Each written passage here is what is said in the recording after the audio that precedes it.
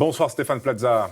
Bonsoir, c'est ferme. Oui, hein. c'est ferme, on y va tout de suite. Oui. Animateur de télévision à succès, Oui, l'un des préférés de la francophonie. pardon, le préféré. Le préféré. Hein, 4 fois de suite, numéro 1. Je suis désolé, il faut le dire. Bravo. Pas de Merci. fausse modestie ici. Non, mais j'en ai pas, je donne les scores.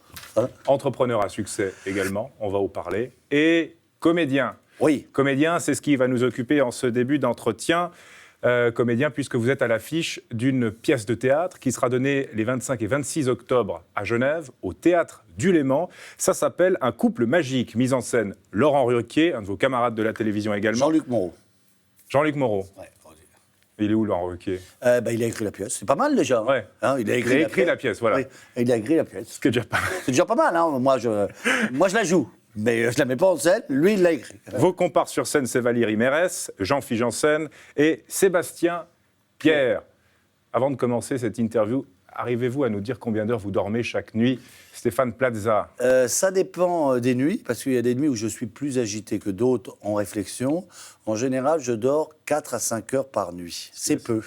Ce qui laisse le temps de faire des choses. Pas beaucoup, parce que quand on vieillit, on réfléchit beaucoup, et certaines choses fonctionnent moins bien, donc je suis qu'en réflexion maintenant. Quel est le pitch de cette pièce de théâtre? Alors, le pitch de la pièce de théâtre est donc un magicien un peu ringard, qui est très amoureux de sa femme, très poète, lunaire, qui loupe beaucoup de tours, ne va pas louper de sauver son mariage, puisqu'il va mentir et inventer une supercherie pour sauver sa femme, qui est sur scène avec lui. C'est une pièce assez drôle, boulevard qui va très très vite, où il y a des vrais tours de magie, où il y a quand même des sabres aussi sur scène que je maîtrise, et où je dois donc envoyer 12 sabres dans une boîte où Valérie Mérès est à l'intérieur. Inutile de vous dire, voilà comment ça se passe avant. Chaque soir, c'est un peu le mystère. Non, Est-ce chaque que soir, la pièce va pouvoir continuer? chaque soir, je demande à Valérie Mérès, Valérie, qui est le plus beau, Georges Clooney ou moi? Et elle me dit, tu es beau, Stéphane. Tu es bien plus beau que Georges Clooney. Tu es bon, tu es grand, tu es fort. Et là, je fais attention à mes sabres. Si un jour, elle change d'un iota cette phrase avant de commencer, je peux louper. Et ce raté, ça pourrait intervenir le 25 octobre au soir. 25 et 26, 2 jours exceptionnellement. On lance la saison au Théâtre Léman. Et après, vous allez avoir quand même Vanessa Paradis, Pierre Arditi. Vous allez avoir du lourd, Darmon. Donc c'est quand même assez exceptionnel. Une très belle saison qui s'ouvre au Théâtre du Léman. C'est une très grande salle, mais voilà, on peut être aussi très nombreux pour admirer une pièce de boulevard. Hein. Vous avez l'habitude de jouer des pièces de boulevard dans des grandes salles? D'habitude, oui, on joue même plus grand quelquefois. Là, ça va bien se passer, 1200 personnes, ils vont venir. Il y a encore quelques places, dépêchez-vous quand même, parce qu'on ne sait jamais ce qui peut se passer après le 26. Est-ce que ce magicien maladroit, il vous ressemble un peu, Stéphane Plaza? Oui, parce que je suis maladroit. Alors le problème, c'est que c'est des vrais tours de magie qui m'ont été appris par un prêtre à Montmartre, donc dans l'église. On a tous répété là-bas, et souvent, c'est pas les bons tours que je réussis ou les mauvais que je loupe. Donc chaque soir est assez différent. C'est-à-dire que si les gens sont intelligents, il faut qu'ils viennent les 2 soirs, le 25 et le 26, parce qu'ils ne verront pas la même pièce, et peut-être qu'ils verront se faire embrocher Valérie Mérès par 12 sabres. Et ça, je peux vous dire, ça sera un monument. Il y a un côté camelot chez vous. Hein. Non, pas camelot, je dis les choses. Moi, je l'ai déjà joué, cette pièce, 115 fois, et je peux vous dire que rien ne se passe comme d'habitude. Et en plus, vous êtes dyslexique et dyspraxique. Ça, c'est dans la vraie vie, hein, pas sur Oui, scène. et ça veut dire que c'est un problème, parce que je ne calcule pas ma force, être dyspraxique. Et donc, j'ai une maladresse. Donc, non, mais Valérie Mérès a quand même beaucoup de sang-froid. Chaque soir, elle a beaucoup de chance. Oui, pour l'instant. Vous êtes un homme de télévision, mais un homme de théâtre à la base. Vous n'avez rien volé en participant à cette aventure théâtrale. Vous avez même suivi des cours de théâtre au Conservatoire d'art dramatique à Levallois-Perret. C'est une ville truffée de très bons acteurs aussi. Oui, c'est pour ça que je suis parti après sur Neuilly, qui est une autre ville truffée d'autres acteurs, voyez-vous. J'ai quand même collectionné les bons acteurs. Mais en tout cas, les professeurs de théâtre étaient bons. C'est une ville qui a l'habitude d'avoir du théâtre, on l'a vu récemment. Donc oui, j'ai pris beaucoup de cours, et j'ai arrêté après quand je suis arrivé à la télé. Et donc j'ai repris, je suis toujours avec mon prof qui me suit un peu partout. À la télévision, vous assurez le show souvent assez seul, devant la caméra et du monde derrière, évidemment. Là, sur scène, vous aimez l'esprit de troupe. Moi, je ne suis pas quelqu'un qui peut faire un one-man show. En tout cas, j'en ai pas envie. On m'en a proposé plusieurs fois parce que j'aime la troupe, j'aime le côté troubadour, j'aime l'après-troupe, c'est-à-dire les dîners après, et j'aime être à plusieurs. Ouais, non, mais le dîner après, le restaurant après, et tout, quand vous jouez tout seul, vous mangez tout seul. Vous voyez, donc il y a peu d'intérêt. L'animateur de télévision qui se lance dans le théâtre, c'est pas toujours une réussite. On donnera pas de nom. Vous Je peux avez les donner, sûrement moi. donné les noms. Non, mais c'est-à-dire que si vous êtes animateur, vous êtes catalogué comme animateur. Moi, je suis épicurien, mais je suis j'ai d'abord fait du théâtre avant d'arriver. J'ai fait autre chose que du théâtre. J'ai fait aussi des téléfilms, du cinéma, donc tout se passe plutôt bien. Et je pense que être à l'affiche et mis en scène par Jean-Luc Moreau et Laurent Ruquier, ce sont des êtres intelligents qui prennent pas n'importe qui non plus. On peut vite tomber dans l'ego trip assez pathétique. Est-ce Oui. que vous avez des noms? Je vais retourner en France après. Il va falloir que je paye mes impôts, moi, monsieur. Je vais retourner en France et donc c'est des personnes qui, bon, même si la fusion a un peu loupé, qui peut revenir. Donc non, je ne vais pas citer des noms. Car Vous avez donné le nom d'une chapelle, vous avez donné le nom de TF1 sans le dire. Moi, j'ai rien donné. C'est vous qui. Vous parlez de fusion. On a des tchèques qui peuvent fusionner aussi Autre avec. chef, effectivement. Oh, le coquin. Est-ce que vous avez ça en tête quand vous faites cette aventure théâtrale, de dire j'ai pas envie de tomber justement dans ce côté pathétique? Moi, quand je choisis mes pièces, j'ai la chance d'avoir plusieurs métiers. Et donc, j'ai attendu 6 ans avant de revenir au théâtre. Et je travaille avec quelqu'un qui a été au français, etc. Donc, parce qu'il faut être bon et peut-être encore plus que bon quand vous faites plusieurs activités, parce que sinon, on ne vous loupe pas en France. En Suisse, ça doit être pareil de toute façon. Même si le public est généreux en Suisse, moi, je suis là pour jouer, pour bien jouer, pour avoir d'autres choses après. Donc oui, je fais très attention déjà, au choix de mes pièces, à mes partenaires, en tout cas, même si... Et après, je regarde si elle tient la route. L'avantage, c'est qu'elle est rodée, la pièce. Homme de lumière, pourtant relativement timide, dites-vous. Très timide et même... oui, très, très, très timide. Et même je cherche le mot, qu'il n'aime pas dévoiler ses sentiments, les intimes. Un peu taiseux. Taiseux. Ça se voit pas maintenant. J'ai un bel Difficile organe. à croire. Vous avez vu que j'ai un bel organe? Très bel organe. J'ai quand même chanté avec Mireille Mathieu. Elle est aimée, Mireille Mathieu, ici ou pas? Oui. Pas plus que ça. Vous préférez qui, vous? Indra? En termes de chanteuse. Oui, on parle Mireille Mathieu. Vivante ou morte? Elle est morte, je vois pas l'intérêt. Hein. Mireille Mathieu est vivante, vous le Oui, savez. elle est vivante. Ouais. Il y a plein de vivantes super. Véronique Sanson, Ah oui, oh oui. d'autres. Oui, oui, on n'a pas les mêmes goûts musicaux. Alors allons-y, continuons. Patricia Cass. Ah oui. Exceptionnel. Exceptionnel. Une voix aussi. Très belle voix. Il jouait à peu près au même endroit avec Mireille Mathieu. Hein. Il joue moins en ce moment. La chanson, parlez-nous de cet amour avec la chanson. Vous dites avoir un bel organe. Est-ce que vous l'utilisez bien, cet organe, en chanson? Oui, je chante chantez beaucoup. juste. Je chante beaucoup. Je travaille pour chanter juste. C'est pas encore la perfection. Je vais encore attendre quelques années, voire peut-être 20 ans avant de chanter, mais on ne sait jamais. La chanson adoucit les mœurs quand c'est bien chanté. Ça me plaît, ça me plaît. Est-ce que vous avez le trac quand vous êtes sur scène? Toujours, quoi qu'il arrive, alors je ne l'ai pas beaucoup avant, mais 5 minutes avant, je me dis, qu'est-ce que tu fais? Pourquoi tu es venu faire ça?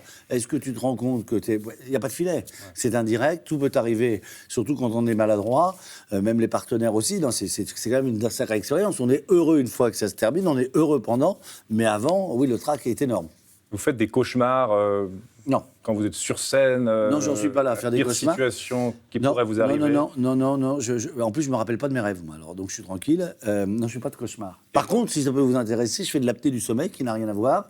Donc, il faut profiter aussi parce que je peux partir vite. Il y a Valérie qui peut partir vite, et moi, c'est peut-être mes dernières pièces aussi. Mais c'est vrai que je fais de l'apnée du sommeil. Vous avez une hantise quand même quand vous êtes sur scène ou pas? L'hantise, on a tous l'hantise d'avoir, entre guillemets, le trou noir, ce qu'on appelle, voilà. Mais moi, j'ai la chance de pouvoir improviser, mais il peut arriver que le texte, ça ne m'est pas encore arrivé, c'est bien le problème, ça me serait arrivé, je serais peut-être encore, mais on a tous peur de perdre son texte. Vous avez des pires souvenirs sur scène? Non. Tout s'est toujours bien passé. Tout s'est bien placé. C'est vrai que j'ai blessé quand même Jean-Luc Moreau un petit peu avec le sabre, justement, vous voyez, parce que c'est un vrai sabre, hein, donc je vais un peu couper l'arcade, vous regarderez, là, il est un peu, non mais c'est pas une blague, voilà, mais à part ça, moi, ça va très bien. Eux, ça va moins bien. Stéphane Plaza à l'école. Pas un cancre, pas un premier de classe. Un milieu de classe. Milieu de classe. Milieu de classe, planqué dans le peloton. Hein, on est mieux dans le peloton, il fait plus chaud. Voilà. Après, ça dépend des matières. Plus fort en mathématiques, ce qui peut m'aider quand même pour compter les commissions d'agence. Moins fort en orthographe et beaucoup moins fort en anglais. Vous aviez des rêves de gosse? Pompier. J'ai toujours rêvé d'être pompier pour la Lance ou alors steward. Je suis ni l'un ni l'autre. Je suis pompier volontaire quand même. Pourquoi pompier? Parce que j'ai toujours aimé peut-être l'uniforme, je peux pas vous dire. J'étais gosse, j'ai pas psychanalysé quand j'étais gosse, je voulais être pompier, aller sauver les gens, aller dans le feu. Aider les gens, il y a aider les gens, une dimension quand même altruiste chez vous. Sauf que quand je suis quand même pompier volontaire et quand je fais des exercices, tout le monde dit « Ah non, pas Plaza ». Et ils ont peur de mourir vraiment. Donc finalement, je mets que des détincteurs de fumée, je suis pompier volontaire, mais on m'emmène pas en mission. C'est ça qui est dommage. Comment vous tombez dans la marmite télévision? Ça, c'est une histoire assez rocambolesque. J'avais un peu... je tiens à préciser avant de raconter l'histoire que j'en suis à mon 70e jour sans boire parce que je prépare ma saison. Donc je suis à l'eau. Ici et ailleurs. Bon, je vais faire un apéro un peu qui prolonge. J'ai donc une très forte barre à la tête. Et je fais donc... je suis un peu malade. Je fais un salon d'immobilier et on vient me chercher. Pendant ce salon, ils cherchaient donc des agents immobiliers pour participer à Recherche appartement ou maison. À l'époque, c'était Jean-Luc Delarue qui faisait le casting. Voilà, Vous étiez déjà agent immobilier. J'ai commencé à 18 ans. J'en ai 52, donc je suis déjà agent immobilier. J'ai fait des brillantes études, donc il a fallu que je travaille. C'est pas un exemple à suivre, parce que je pense qu'il vaut mieux faire des études. Mais en tout cas, voilà. Et donc, voilà, salon immobilier. Salon immobilier, gueule de bois, un peu de renvoi, voyez-vous. Des odeurs aussi. Et voilà, pas frais, en t-shirt avec un smoking, pas de cravate pas aussi belle que vous d'ailleurs, hein, parce que là je vois que c'est... Hein, c'est regardez ce qu'il y a dessus. Oui, je comprends, parce que je suis un peu presbyte aussi. Et des petits micros. Oh là là. C'est la cravate chic. Des grandes occasions. Merci. Donc je suis une grande occasion. Très. Bon, merci. Alors donc, du coup, casting sauvage, hop, je fais le casting, on me retient, et après l'aventure est partie. Très content d'être sélectionné, très, très inquiet après de se dire, mais attends, je vais faire mon métier à la télé, comment je vais faire, qu'est-ce qui va arriver, je vais avoir des caméras, et si je me loupe, et puis finalement, ça dure.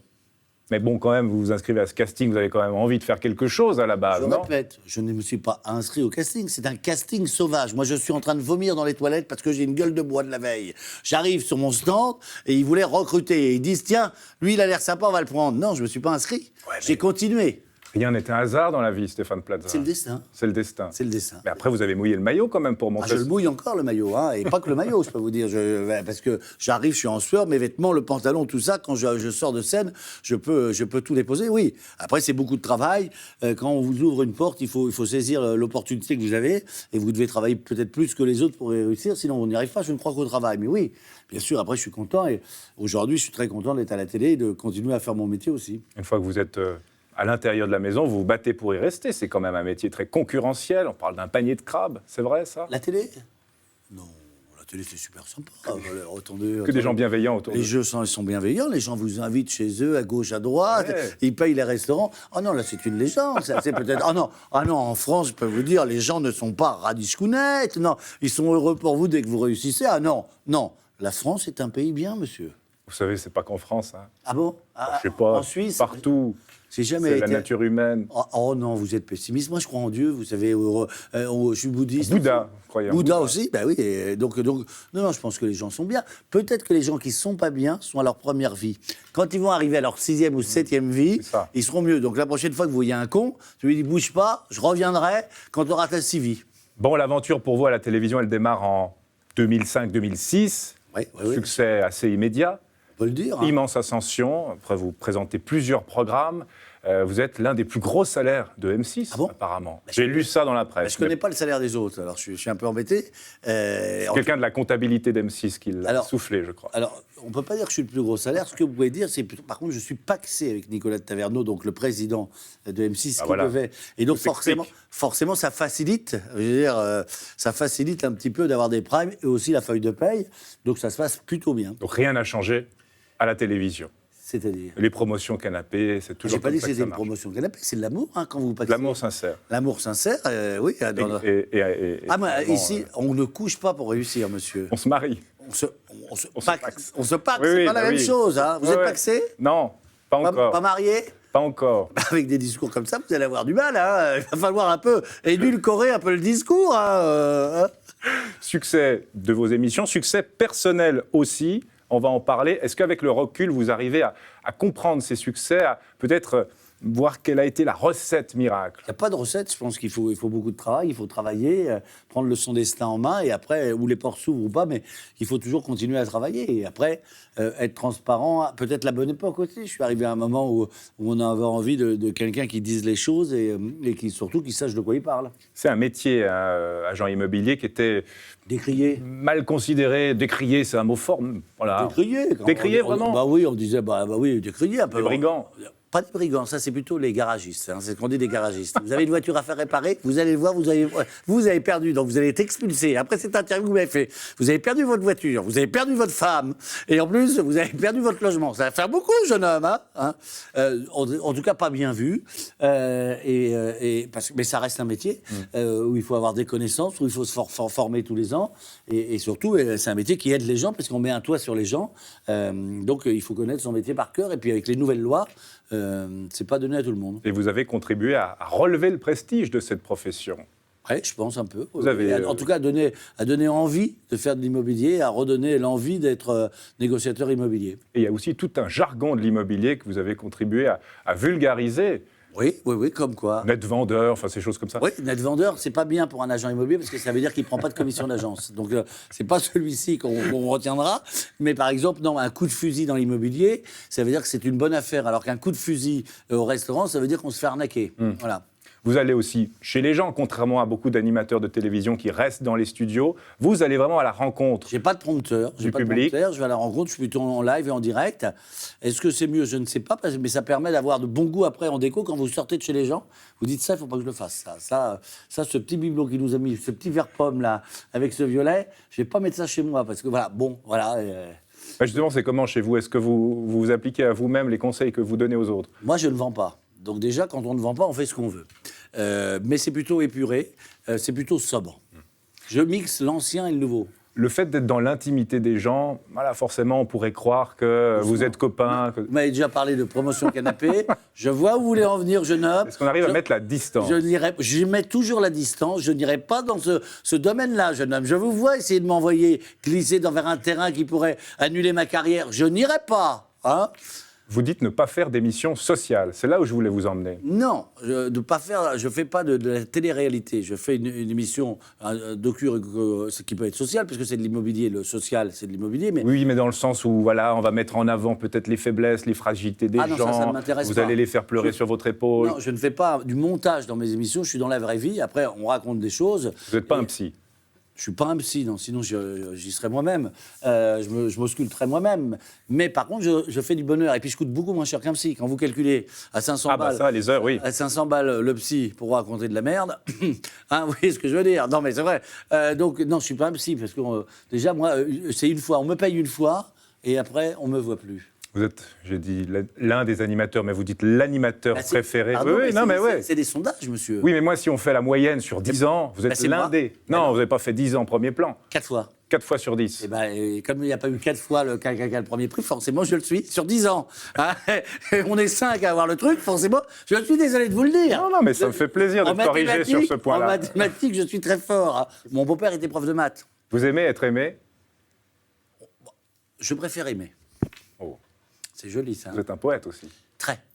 Oui. Si vous aviez été voir mon compte Instagram, qui est fabuleux, sans être mégalo, Stéphane Plaza-Preuve, j'écris des poèmes sur que je dirige moi-même. Vous n'êtes pas qu'une vedette de télévision, non. Vous êtes aussi un chef d'entreprise. Ah, j'ai cru que vous alliez parler de la radio, parce que j'avais un scoop à vous annoncer. Ah, pour vous. Alors d'abord, le scoop. Le scoop, comme ça, pour vous. Figurez-vous qu'on a décidé avec le Théâtre Léman, exceptionnellement, de vous emmener les grosses têtes. Non. Les grosses têtes. Laurent Ruquier, lui-même. Au Théâtre du Léman? Peut-être, on est en pourparlers, il y a un accord du théâtre. Laurent a dit oui, on est en train de regarder comment on va faire en 2023 pour vous emmener l'émission en direct.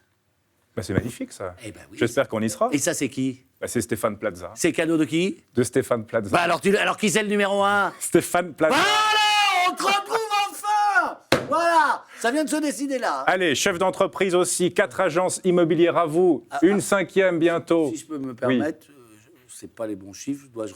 Corriger, parce que moi je prends les choses que je vois, parce après... que sinon, les impôts vont me tomber dessus. Rappelez-vous que je vous ai emmené un scoop.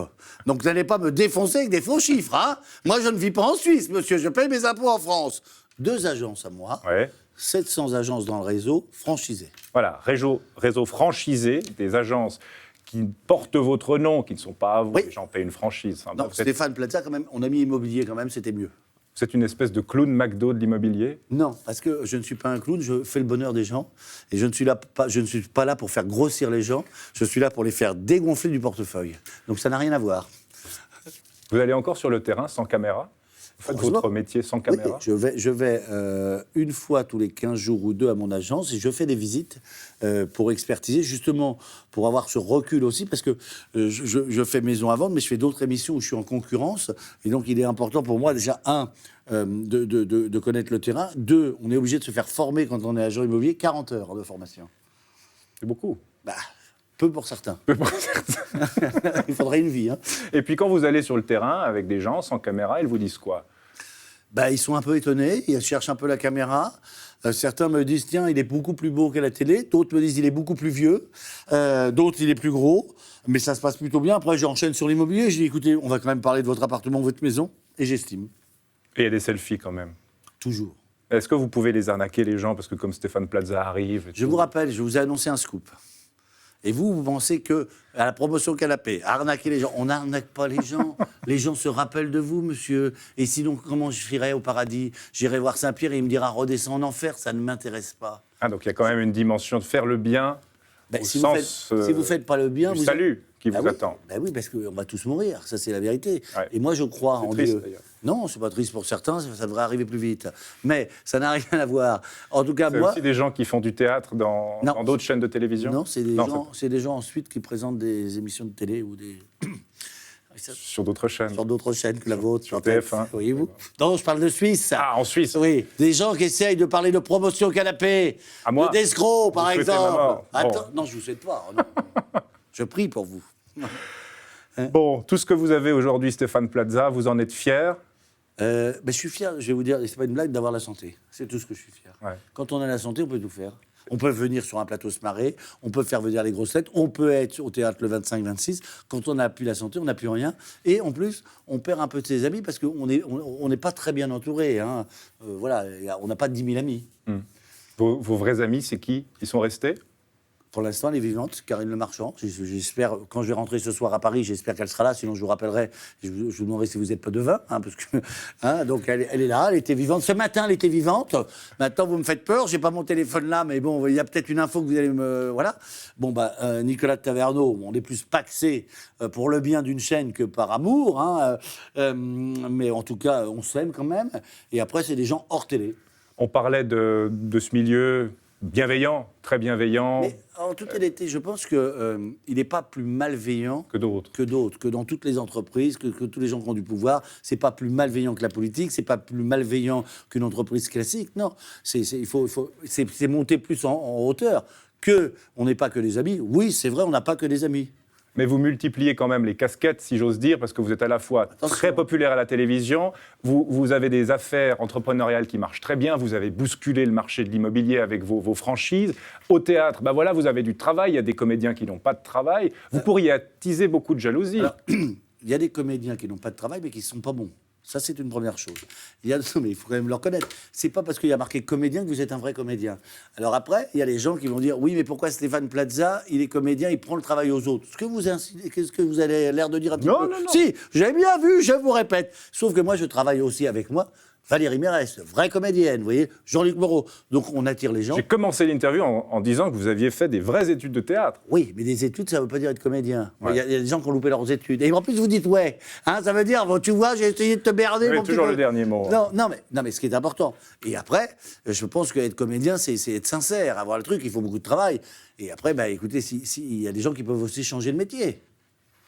Les jalousies, les critiques, ça vous atteint, ça vous blesse? Je lis plus Internet, blague à part, et sur mon Instagram, j'ai pas les commentaires. Il faudrait vérifier ce qu'on dit sur le nombre d'agences que vous avez, parce que sur Internet, on dit que vous 702. avez 4 à 5 agences à vous. Non, vous avez mal regardé, peut-être que c'est un... Il faut aller corriger, parce Peut-être que que sinon c'est le un fisc va vous tomber dessus. Peut-être que c'est un ordinateur suisse, mais de toute façon, sur 702, j'ai des royalties, hein, donc le fisc va venir me corriger dès ce soir. Je pense que je vais aller voir et le fisc et Karine Le Marchand.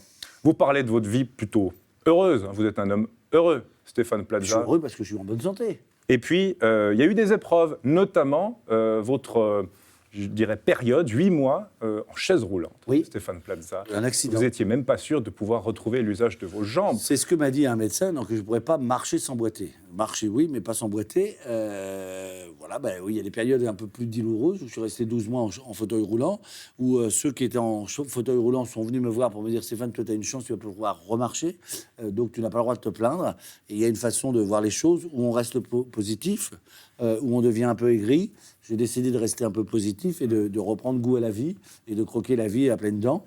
Mais je pense aussi que chaque jour peut être le dernier. Et là, on voit quand même des choses, on apprend des choses dans ces moments-là. Bah oui, déjà, on apprend que votre téléphone sonne moins, comme par hasard, et que sans santé, vous pouvez être le plus beau du monde et tout ça, vous pouvez rien faire. Donc, je pense qu'il faut être bien entouré quand on peut être bien entouré. Ou avoir très peu d'amis, mais des vrais. Nous sommes ici à Genève. Stéphane, ouais, ici. Et donc, Ici. Nous sommes ici. Heureusement que vous n'êtes pas au théâtre avec moi, vous voyez, parce que là... Moi, je ne suis pas comédien. Ah. Je n'ai pas cette prétention. Mais vous avez un bel organe. Merci. Hein, on vous entend, voilà, une voix grave comme ça. Hein, oui. Genève, c'est une ville que vous aimez, que vous connaissez, que vous appréciez. C'est quand même très difficile à répondre parce que je joue le 24 et le 25. Non, le 25 et le 26. Ouais. Le 24, j'arrive pour préparer un peu les choses. Donc vous n'avez pas de lien particulier avec Non. Genève? Non. Bah non. Marché immobilier assez tendu, peu de logements disponibles, des prix très élevés. Ça, c'est la Suisse. Hein, C'est pardon l'occasion de dire. faire des bonnes affaires. Non, je ne fais pas l'affaire parce que je n'ai pas l'argent suisse. Hein. Vous savez, moi, je suis en francs. Je suis en euros. En francs français. Oui, bah oui, donc je suis C'est pour ça que ça marche si bien, vos affaires, si vous comptez tout en francs. Non, l'immobilier, je me suis posé la question, est-ce que j'allais ouvrir une agence à Genève? À Genève, ce n'est pas les mêmes lois qu'à Lausanne, donc c'est un peu compliqué, et ce n'est pas le même marché non plus. Merci beaucoup Stéphane Plaza. C'est sur ces considérations immobilières que prend fin cette interview. On rappelle votre pièce de théâtre, 25-26 octobre, au Théâtre du Léman, Oui. à Genève. À venir. À venir. À venir, et surtout après, on rencontre les gens pour signer les autographes, pour faire des selfies. C'est peut-être pas mal, ça. Sympa. Et on prendra, si on veut nous donner... Des petits billets. Ah, pas moi. Pas vous. Mais vous voulez vraiment que les impôts me tombent dessus, dis donc. Et vous habitez où, vous, Si c'est Genève? en cash, on déclare pas. Ah, moi, je déclare tout. Parce que sinon, vous pouvez être contrôlé à la douane. Vous savez ça? Ouais. Et les Français sont beaucoup contrôlés, alors que les Suisses, pas beaucoup. J'ai remarqué ça.